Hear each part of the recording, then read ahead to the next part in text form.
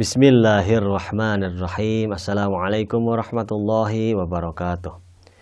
Alhamdulillahirabbil alamin. Ikhwan wa akhwat fillah rahimakumullah. Di dalam pertemuan kita kali ini kita melanjutkan pembahasan mengenai masalah mudharabah, ya kan? Masih belum selesai pembahasan sebelumnya mengenai masalah mudharabah tersebut. Kita akan membahas dalam pertemuan ini, kita membahas mengenai masalah bagaimana mengenai masalah fasakh mudharabah dan juga mengenai hal-hal yang bisa menyebabkan batalnya mudharabah, dan juga mengenai masalah ahkam yang hubungan dengan amil mudharabah, ya. Yang pertama bahwa fasakh mudharabah, karena akad mudharabah ini adalah akad jaiz bukan akad lazim. Seperti beberapa kali kita sering bahas bahwa perbedaan akad lazim dengan akad jaiz. Bahwa akad jaiz itu kapan saja, di mana saja kedua muta'akid dan kedua orang yang saling berakad itu, ya. Jadi akad jaiz itu kapan saja atau di mana saja kedua orang yang berakad itu bisa membatalkannya. Itu namanya akad jaiz. Kalau akad lazim tidak bisa demikian. Akad lazim untuk memfasakhnya itu harus dengan khayar atau sebab-sebab yang lain. Tapi akad jaiz tidak.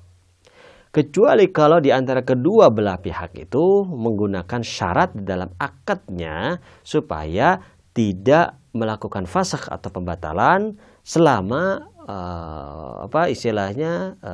perjanjian berlangsung. Kalau itu maka tidak boleh dilakukan fasakh. Kalau misalnya terjadinya syarat di dalam akad daripada mudharabah tersebut. Tapi kalau tidak ada syarat maka kapan saja dia bisa membatalkannya. Oleh sebab itu dalam mudharabah sebaiknya adanya syarat tambahan untuk tidak difasakh selama masa misalnya mudharabah ini berlangsung selama 1 tahun, selama 2 tahun misalnya. Yang selanjutnya bahwa hal-hal yang bisa menyebabkan batalnya mudharabah, yang pertama adalah meninggalnya salah satu di antara kedua belah pihak, maka dalam masalah itu akad mudharabahnya batal. Jadi bimujarradi mauti ahdihima, atau salah satu di antara keduanya, maka batal mudharabahnya. Tetapi ahli waris bisa, ya, ahli waris di antara keduanya bisa melanjutkan, bisa membatalkan. Jadi bisa melanjutkan, artinya melanjutkan dalam arti bukan melanjutkan yang lalu karena yang sebelumnya sudah batal. Artinya ahli waris itu harus melakukan akad jadid kalau ingin melanjutkan mudharabah dengan amil tersebut. Atau amil tersebut ingin melanjutkan mudharabah dengan sahibul mal tersebut, maka harus berlangsungnya akad jadid. Siapa? Akad jadidnya ahli warisnya. Nah, kalau misalnya sebelum dimulainya mudharabah berlangsung, ya, ini perdagangan berlangsung, misalnya modalnya hilang. Kalau tidak didasarkan dengan tafrid wa ifrat dari sisi amil, maka amil itu karena sifatnya amin, maka tidak tidak ada jaminan atau tidak menjamin.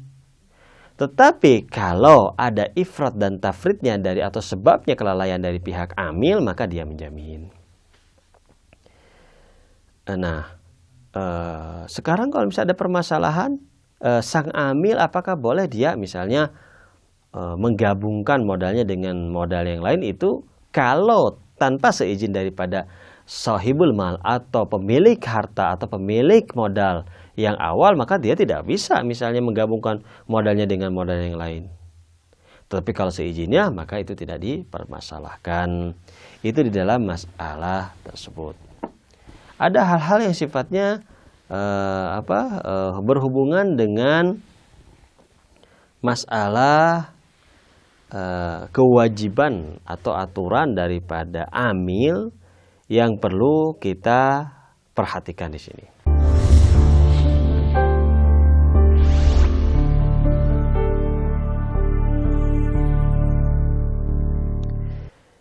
Yang pertama bahwa ketika sudah terjadi akad di antara keduanya, maka sang amil harus segera melaksanakannya dengan ibaratnya sesuatu yang muta'arif, melakukan jual beli perdagangan yang dilakukan. Tetapi kalau misalnya Muta'arif artinya yang ma'rufnya melakukan demikian. Tetapi kalau misalnya ada syarat khusus dengan cara tertentu di antara kedua belah pihak dalam akad mudharabah itu ibaratnya disepakati, maka sang amil harus melaksanakannya apa yang telah disepakati dengan cara tertentu. Misalnya dia berjual beli harus dengan jual beli dengan ibaratnya jual beli dengan pihak si fulan, tidak boleh jual beli dengan pihak si fulan, maka dia harus melaksanakannya gitu. Tapi kalau tanpa ada syarat-syarat tambahan tersebut, maka dia bisa melakukan dengan cara apapun, tapi dengan cara yang muta'arif, yang biasa dilakukan oleh para pedagang, oleh para tujar di dalam masalah ini. Jadi tidak boleh melakukan hal yang asal-asalan. Kalau misalnya sifatnya kan amil itu amin.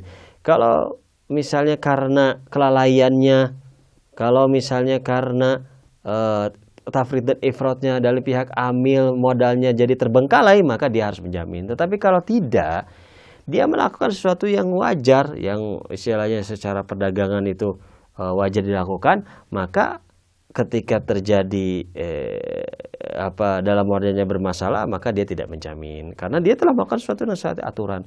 Bahkan dia sudah melakukan sesuatu yang sesuai dengan syarat yang dilakukan oleh yang disepakati dalam mudharabah di akadnya.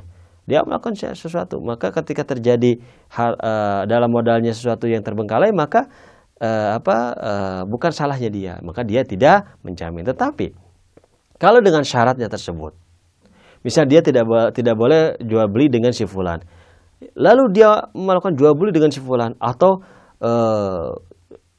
melakukan pengolahan modalnya dengan cara tertentu, tapi dia dengan cara yang lain, dan terjadi kerugian di dalam masalah modal, maka sang amil dalam masalah ini menjamin. Jadi dalam masalah ini perlu diperhatikan sang amil untuk sesuai dengan kesepakatan yang dilakukan oleh sang amil dan juga sang sahibul mal. Nah, kalau misalnya begini, dalam akad mudharabah itu sifatnya mutlak. Sifatnya mutlak ya di dalam masalah ini, tidak disyaratkan hal-hal tertentu, maka dalam jual belinya di pihak amil itu tidak boleh sifatnya itu nasiyah, atau nasiyah itu sifatnya misalnya kredit. Karena muta'arifnya adalah tidak kredit, nakdi. Misalnya dia membeli sesuatu untuk diperdagangkan lagi tentunya kan. Ya, makanya dia melakukan sifatnya kredit, itu tidak diperbolehkan karena sifatnya mutlak. Apalagi kalau disyaratkan misalnya tidak boleh dia membelinya untuk dijualkan sifatnya kredit, maka dia tidak boleh melakukan kredit. Kecuali kalau misalnya di daerah tertentu atau di waktu tertentu memang muta'arif atau masyhurnya itu dalam kondisi tertentu barang tersebut harus sifatnya kredit, maka hal itu tidak dipermasalahkan. Kalau misalnya tidak ada izin, ya ini untuk sang amil, poin berikutnya bahwa kalau tidak ada izin dari pihak sahibul mal, maka modal tersebut tidak boleh dipindahkan ke daerah lain, ke tempat lain, kalau tanpa seizin. Nah itu. Untuk masalah biaya pengeluaran, misalnya biaya pengeluaran bisnis, ya, biaya pengeluaran perdagangan tersebut, misalnya mobil, dari bensinnya, daripada bengkelnya dan segala macam. Kalau misalnya mobil dijadikan sebagai media untuk perdagangan tersebut, maka itu biaya dari modal. Tetapi kalau misalnya di dalam masalah ini biaya-biaya selain daripada perdagangan tersebut, maka itu bukan dari modal, tidak boleh diambil dari modal, kecuali kalau misalnya dia minta izin. Tapi kalau biaya untuk perdagangannya itu bisa diambil daripada modal. Yang selanjutnya bahwa sang amil tanpa seizin daripada sahibul mal, dia tidak boleh mewakilkan perdagangan tersebut kepada pihak yang lain atau menyerahkan kepada pihak lain, kecuali kalau misal dia meminta izin untuk diserahkan atau diwakilkan kepada pihak yang lain, itu tidak menjadi masalah. Tapi kalau misalnya tidak ada izin dan tidak ada dalam perjanjiannya demikian, maka dia tidak boleh melakukannya. tentunya di dalam poin selanjutnya bahwa sang amil tidak boleh menelantarkan modal. Jadi ketika modal sudah datang dan sudah disepakati, maka dia harus melakukan mengerjakan perdagangan tersebut sesuai dengan apa yang telah disepakati. Kalau ditelantarkan dengan sengaja, maka dia jelas menjamin ya modal tersebut. Nah, itu pembahasan mengenai masalah mudharabah secara umum telah diselesaikan. Insya Allah pembahasan selanjutnya kita akan membahas yang baru mengenai masalah pembahasan qard dan pembahasan dain. Qard itu pinjaman, dain itu hutang. Insya Allah dalam pertemuan dan kesempatan selanjutnya. Wabillahi taufiq wal hidayah wal inayah. Wassalamualaikum warahmatullahi wabarakatuh.